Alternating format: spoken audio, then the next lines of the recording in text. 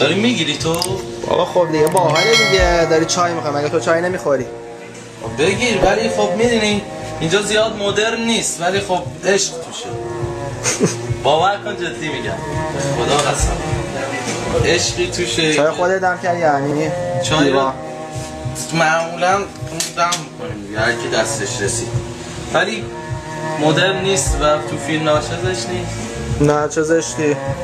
مایکروویو هم داری، کلاس داره اینجا. کلاستو گذاشتی گوشش خیلی پخش کنه. قدیمیه ولی واقعا عشق توشه. بریم بریم. چای امیره؟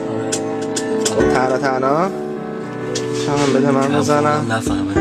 منم یه ذره دیگه شو میخورم. الان داری میگیری؟ بله. 40 دقیقه قرار شد بیشتر نشو. نه 40 دقیقه. دیگه دانلود نمیتونن بکنن مردم. خب میخوام برم ضبط کنم. برو. واقعا دارم میرم ضبط کنم. فکر نکنید داریم فیلم میسازیم. واقعا دارم میرم ضبط کنم و واقعا همه چی اتفاقی بود. همین الان شد. اون تو دیگه تاریکه دیگه. چی کجا میری؟ نه من روشنش میکنم. این تاریکه به نظره؟ اینجا تاریک نیست. بهش میگن اتاق تاریک، اما تاریک نیست. دیگه ببین من اینو بذارم دیگه صداتو نمیشنوم. میخوای این تو باشی یا میخوای اون بیرون باشی؟ نه من میخوام اینجا باشم. اینجا باشی؟ آره. بریم. هی لوله. آقا نادر میگیری؟